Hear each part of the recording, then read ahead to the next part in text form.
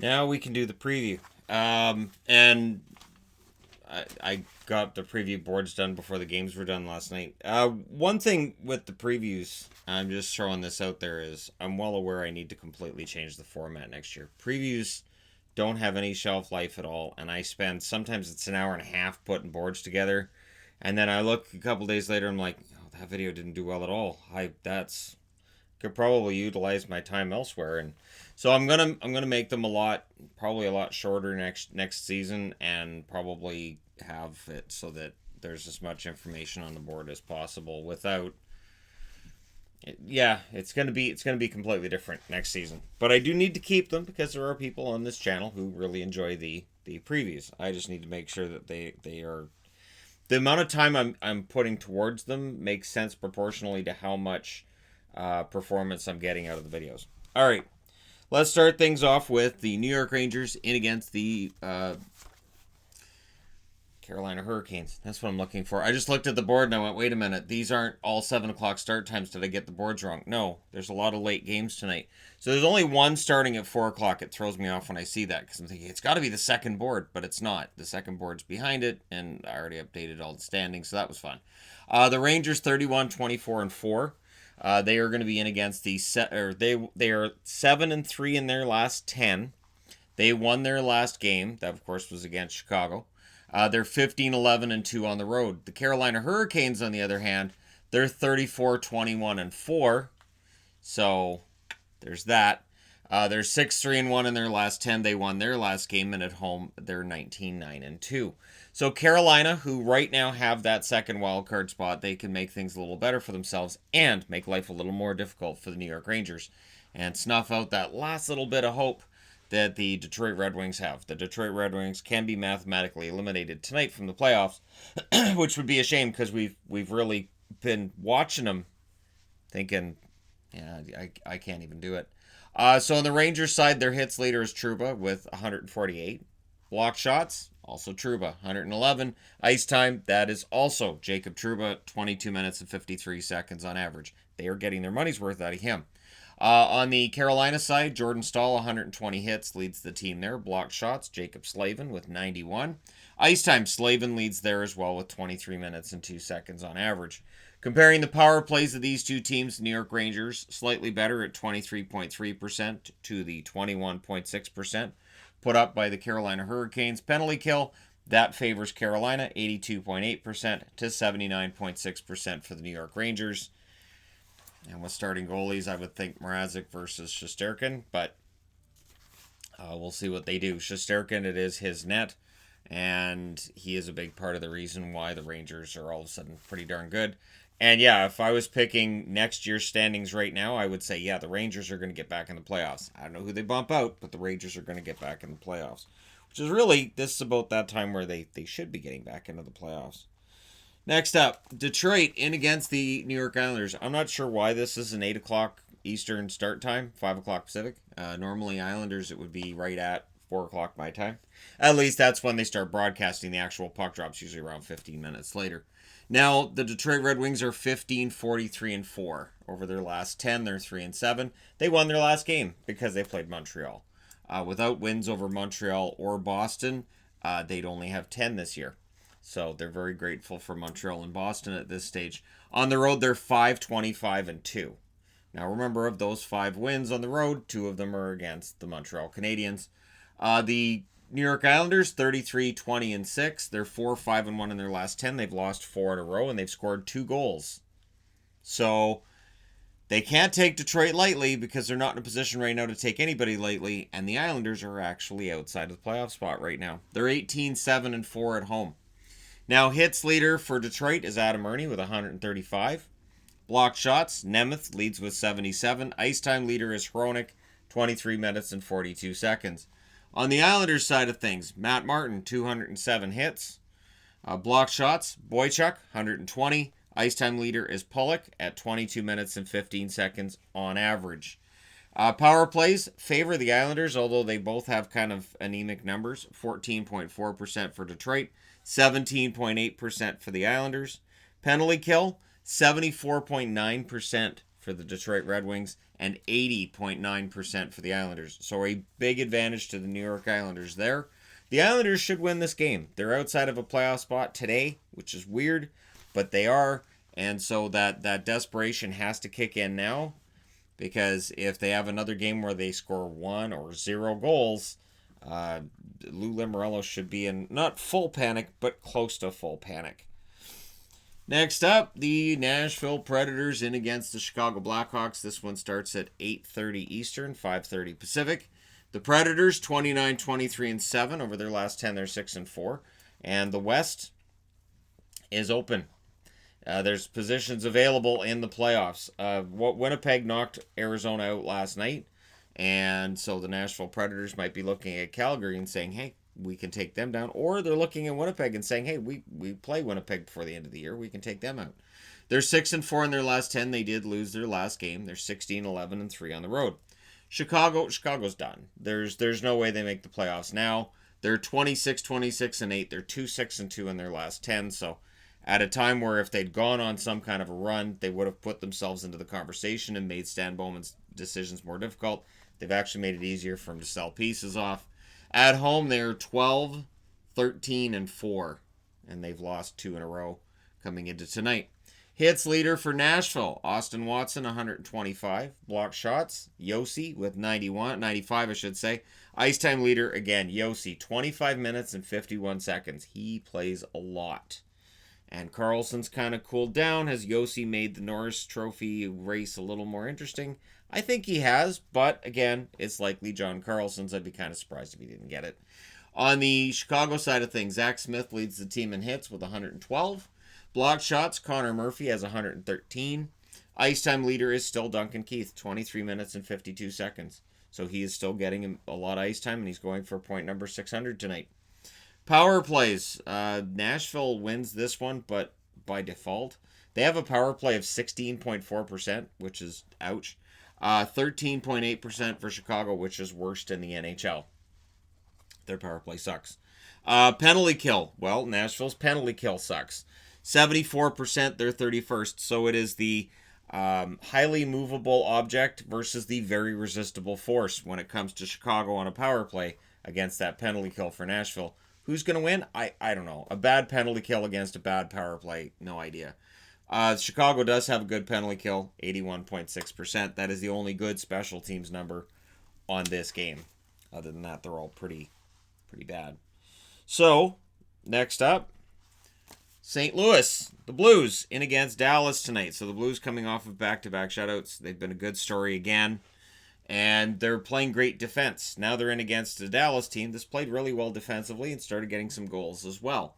So this should be a 1-0 shootout win for one team or the other, which means it'll be like 5-3 or 6-4 now that I've said it.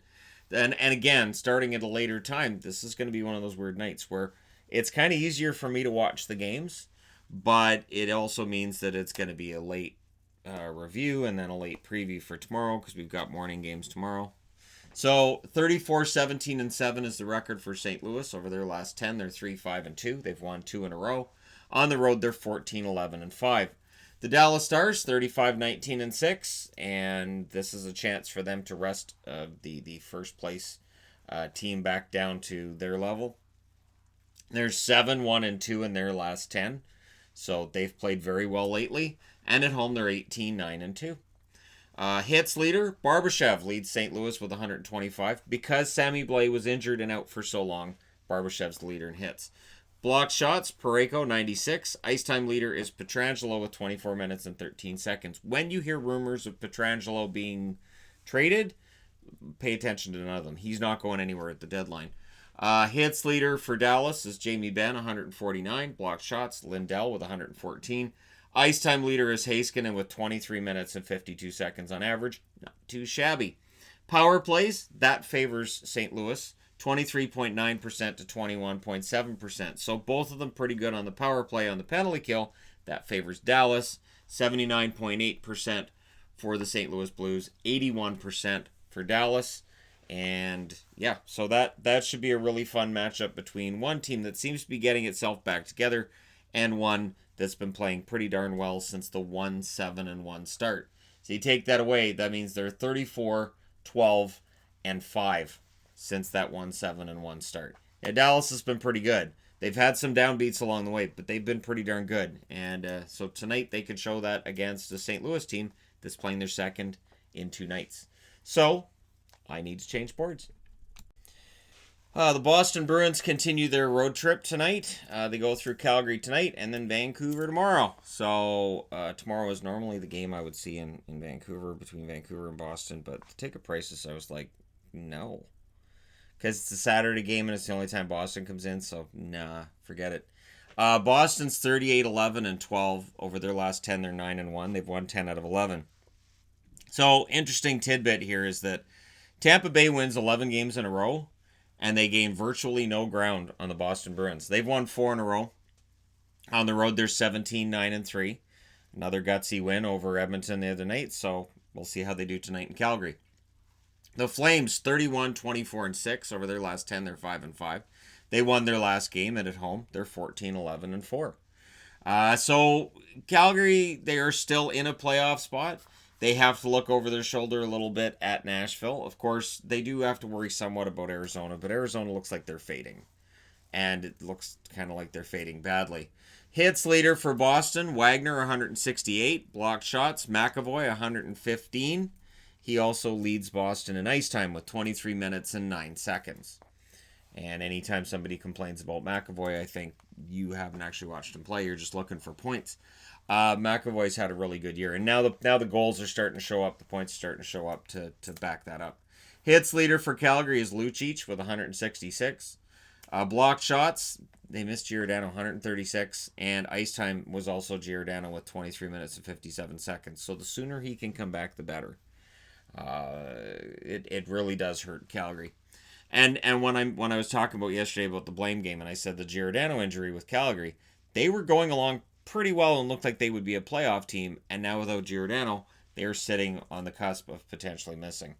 Power plays, Boston leads there with 25%. Calgary, though, at 20.3%. They are no slouches on the power play. Penalty kill, Boston leads there as well, 84.1%. But again, Calgary's overall special teams numbers not bad. Their penalty kill, 82.1%. So it should be a pretty darn close game. And we'll see if Boston can win another one on the road. Minnesota. So the Minnesota Wild. And this one in the Calgary game will start at 9 o'clock Eastern, 6 o'clock Pacific. Minnesota's in against these guys, the Edmonton Oilers. The Oilers, pretty decent without McDavid, but they're likely really looking forward to getting Connor back. The Minnesota Wild are 28-24-7 over their last 10. They're 6-3-1. They won their last game, and on the road, they're 11-15-2. So, it's getting mildly better for Minnesota on the road.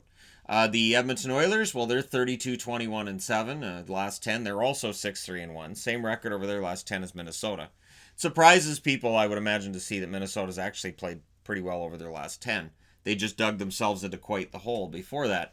Last game for Edmonton, of course, was that overtime loss against Boston, which I agreed on. Tim had said yesterday when Brian Burke said there's no moral victories, but the game Edmonton played against Boston is a moral victory. Agreed. 59-5 at home for them. They're going to be looking to improve that tonight. Hits leader for Minnesota, Foligno, 161. Block shots, Brodin with 95. Ice time leader, still Ryan Suter, 24 minutes and 48 seconds. I had to kind of chuckle the other night. I heard them talking about, well, Suter's not playing as much as he used to, and I'm thinking, he still plays a lot, though. Like, he's not playing as much as he did, but it's not like they've cut him back to 20 minutes a night. He's still at almost 25. On the Edmonton side, Darnell Nurse, 143 hits, leads in that category. Clefbaum, they will miss 172 blocked shots for him to lead the team. He was also leading the team in ice time. That's 25 minutes and 36 seconds on average, which is the highest number on this board, including Giordano and McAvoy. They will miss Clefbaum in Edmonton. But that being said, they have managed to make do without McDavid. They seem to rally around this. Special teams, the power play definitely favors Edmonton with a ridiculous 29.1% to the respectable 21.7% for Minnesota. Penalty kill also favors Edmonton, 84.8% to 75.1% for Minnesota. These special teams numbers, if Edmonton does end up coming out with a playoff spot and you look at those special teams numbers, that could get Tippett a coach of the year right there. It's been spectacular to see this turnaround for the Edmonton Oilers this year from where they were last year. So we'll see. But yeah, I do like Edmonton's chances tonight. Last game of the night, starting at 7 o'clock Pacific, 10 o'clock Eastern. It's the Colorado Avalanche in against the Anaheim Ducks. For the Avalanche, they're 34-18-7. So decent enough record. They're 6-3-1 in their last 10 as well. They won their last game. On the road, they're 18-9-2. They were in against the Anaheim Ducks, who are 24-29-7. They hit a little bit of a roadblock again. They're 4-4-2 in their last 10. They've lost 2 in a row. And at home, they're 12-12-3. And we'll see what their general manager does over the next few days to make potential changes to their roster. Hits leader for Colorado, Zadorov, 151. Blocked shots, Ryan Graves leads with 122. Girard is the leader in ice time with 21 minutes and 18 seconds. One of the most astute pickups that Joe Sakic's made in his time there. On the Anaheim side, Carter Rowney, 160 hits. He hits a lot.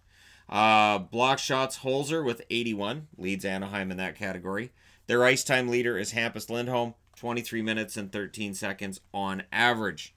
Power plays, well, neither of them are great, but Colorado wins there with a 19% to the 14.8% for the for Anaheim. Penalty kill also favors Colorado. Both of them a little below league average. 79.3% for Colorado, 78% for the Anaheim Ducks, and we'll see how that turns out. So, how could tonight change the playoff matchups and all the standings and all that? Well, Boston with 88 points. They're 3 ahead of Tampa. Tampa does not have a game in hand anymore on Boston. The Toronto Maple Leafs, 72 points. They moved 2 points ahead of Florida last night, so they're third. The Metro, Pittsburgh's still the leader with 80 points. Washington's tied with them, but Pittsburgh has a game in hand on the Washington Capitals. The Flyers, 75 points, but Pittsburgh has two games in hand on them, and the Capitals have 1 game in hand. The Blue Jackets, with 73 points, moved up to that number 1 wildcard spot, which dumped Carolina down, and the Islanders down, but the Islanders have 3 games in hand on Columbus. Problem being, Islanders just haven't been winning lately. 4 losses in a row's hurt them. The Florida Panthers, 61 games played, 70 points. So an interesting wrinkle in this could be if either Florida or Toronto were able to win enough games to get into a wild card spot when they don't get third spot. And it's something worth watching. And of course, in the midst of all this, the Rangers are 6 points back. So they win tonight. They go within 4 points, potentially, of teams ahead of them. And then again, if you're general manager of the Rangers, you don't want to throw the baby with the bathwater. There's something good going on here. Montreal moved within 8 points of a playoff spot last night, but again, their odds of getting in are slim. They've played 63 games, more than anybody else in the East. On the Western side, like you can see here, Dallas with a game in hand on St. Louis. If they win tonight, they would move into first as long as it was in regulation because they have a game in hand on St. Louis. Colorado, 3 points back. They'd be cheering for Dallas as well. Vegas is first in the Pacific with 72 points. They've played 62 games as well, so the Oilers playing one of those games in hand tonight can get first place back. Vancouver, not playing tonight. They have 70 points. The Jets, 62 games played. They have 69 points now. So Calgary has a game in hand on Winnipeg. Arizona doesn't. Arizona's played 64 games, more than anybody else in the NHL right now. And 68 points means they're below the playoff line. And right now, Nashville, going into tonight, has 5 games in hand. And they're only 3 points back of Arizona. So if they win 2 out of those 5, they would knock Arizona down. There's nothing Arizona can do about it, because again, that's 5 games in hand. Minnesota also has 5 games in hand. They're 5 points back of Arizona. They have 2 games in hand on Calgary, and they're 5 points back of Calgary. So again, these matchups are in flux, and you can see how Arizona drops out, Winnipeg moves in, and you could see a situation where Nashville comes up and potentially takes out Calgary. And here's Chicago, who I think are below that line. I don't see how Chicago gets in there. With 60 points in 60 games, they only have 1 game in hand, and they're 8 points back of Calgary. So while it's a slim chance that Minnesota could run in and get one of these wildcard spots, it's really, really difficult for Chicago. So there you go. You guys are all set up for tonight's action. Let me know your thoughts in the comment section below as always. Don't forget to hit like and subscribe if you're browsing your way through. You just happened upon this video. And let me know your winners. I will talk to you again soon.